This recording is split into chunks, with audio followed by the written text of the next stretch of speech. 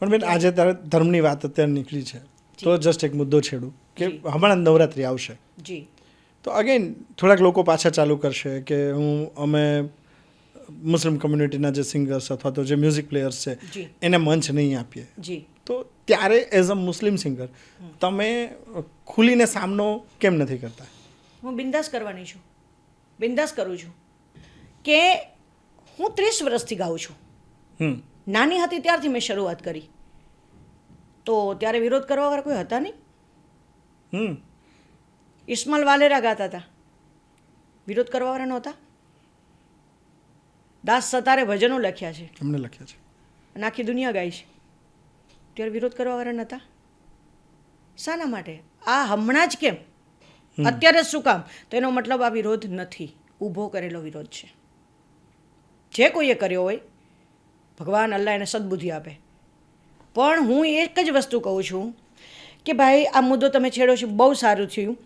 હું એક વસ્તુ કહું છું કે 12 મહિના કોઈ હિન્દુને અહીંયા લગ્ન હોય, ત્યાં આખી ટીમ મુસલમાનની હોય, અમે બી મુસલમાન હોય, અથવા કોઈ બી બીજી છોકરી કોઈ મુસલમાન હોય, એ જો ગરબા કરે છે, મસ્તીથી બધા ગરબા રમે છે, મસ્તીથી પ્રોગ્રામ થાય છે 12 મહિના, કોઈ ક્યાંય વિરોધ થતો નથી.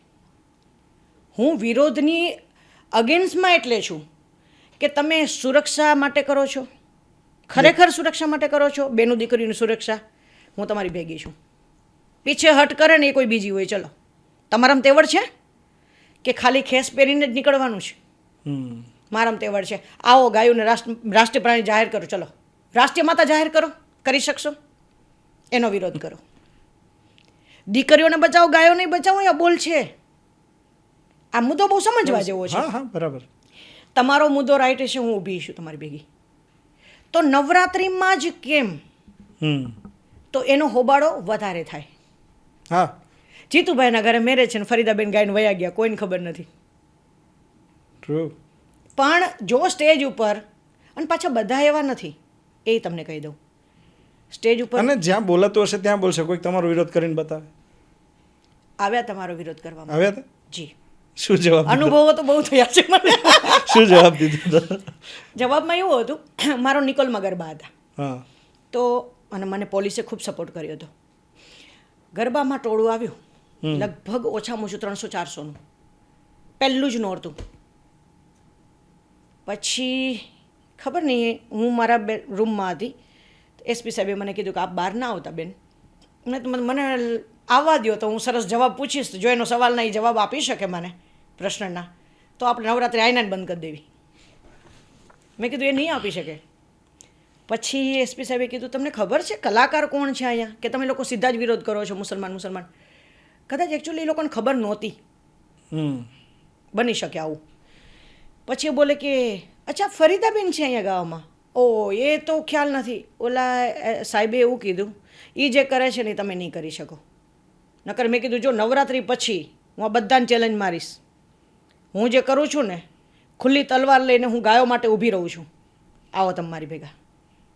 જ્યાં દીકરી ઉપર કોઈ પણ ઉપર ખરાબ કૃત્ય થશે, મેં કીધું ગાયકી મૂકી દઈશ સાઈડમાં, મને કંઈ ફેર નથી પડતો, હું ગાવાનું બી બંધ કરી દઈશ, અને જ્યારે કોઈ બી દીકરી સાથે અન્યાય થયો ને ત્યાં ઊભી રહી જઈશ. હા, મને કોઈ મુસલમાન કોઈની ઉપર ખરાબ કરે છે તો હું એના વિરોધમાં બોલું, હું હિન્દુ મુસલમાન તરફી કંઈ છું જ નહીં. મને એક જ વસ્તુની ખબર પડે છે, લોકો મજા કરે છે ભક્તિ. અચ્છા, સ્ટેજ ઉપર આવીને કવાલીઓ ગાય છે, શું ગાય છે? અમે માના ભાવ ગાવ, તો તમારે રાજી થવું પડે. કોઈ હિન્દુનો દીકરો કલમો પડશે ને તો મુસલમાન રાજી થાય, ભાઈ તું બંધ કર, એમ નહીં કહે. તો અમે શું ગાઈએ છીએ? માની આરતી કરીએ છીએ, ખોડિયારનો દીવો કરીએ છીએ. તમે કરો જ કોઈ? નકરા નીકળી પડો છો રાત બાર, કરો, આરાધના કરો માની પહેલાં, અને વિરોધ એનો કરો. શેરી ગરબા થતા હતા ને ચાલુ કરાવો, જેની અંદર ઓનલી ફોર પ્રાચીન ગરબા જ હોવા જોઈએ, કોઈ હિન્દી ગીત ના હોવા જોઈએ. આ માનો ભાવ છે. ઓપન કપડાં પહેરીને લેડીઝો અમુક રમતી હોય છે, એ એની ખુશીની વાત છે, આ તો એક વાત છે ખાલી. તો કેમ વિરોધ નથી થતો? સ્ટેજ ઉપર ઓપન કપડાં પહેરાય છે, કેમ વિરોધ નથી થતો ભાઈ? એવું ના હોય.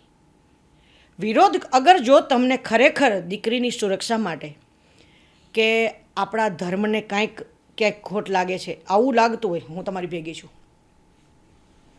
પીછેહટ ના કરું. ભલે મૂકી દેવું પડે, મને હવે કાંઈ ફેરે નહીં પડતો. હું ન્યાયે ઊભી રહીશ, અન્યાય નહીં. કોઈ કાલ સવારે આ જોઈને એમ જ કહેશે કે આ ફરીદાબેન વાલા આમ બોલ્યા હતા એને જવાબ દેવા આવશે જ. એ આવશે આવશે, આમાં કોમેન્ટમાં કેટલાય લોકો આવી જશે, એ તો કોઈ ફરક આઈ નથી ડોન્ટ પડતો. કેર, મને કંઈ ખબર, મને કંઈ ફેર જ નથી પડતો જીતેન્દ્રભાઈ. હું સાચાઈની સાથે તો હંમેશા ઊભી રહેવાની છું. હું એક જ વસ્તુ કહું છું કે ક્યારે એવો કિસ્સો બન્યો છે કે નવરાત્રિની અંદર કોઈ છોકરાઓ વગાડતા હોય એ રમનારી છોકરીને લઈને વયા ગયા? આવો કે કિસ્સો બન્યો હોય તો આપ મને કહી શકો છો.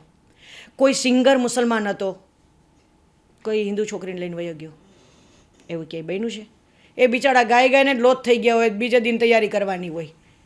અમે આટલા વર્ષોથી આ ગરબા ગાયા છે, ત્યારે કોઈએ વિરોધ નથી કર્યો, તો જ હું અહીં સુધી પહોંચી હોય. હા, માની આરાધના તમારી શરૂઆત ગરબાથી થઈ છે. યસ, અમારો તો ઘરમાં જ પહેલેથી દીવો છે ખોડિયારનો. અને હું તો ખુલ્લે આમ કહું છું, એમાં કોઈ મુસલમાનને ના ગમતું હોય તો એના ઘેર રહીએ, ને કોઈ હિન્દુને ન ગમતું હોય તો એના ઘેર રહીએ, મને કંઈ ફેર નથી પડતો. મને જે સારું લાગે છે, મને જે યોગ્ય લાગે છે, મને જે સપોર્ટ કરે છે, એની હારે જ હું ઊભી રહું છું.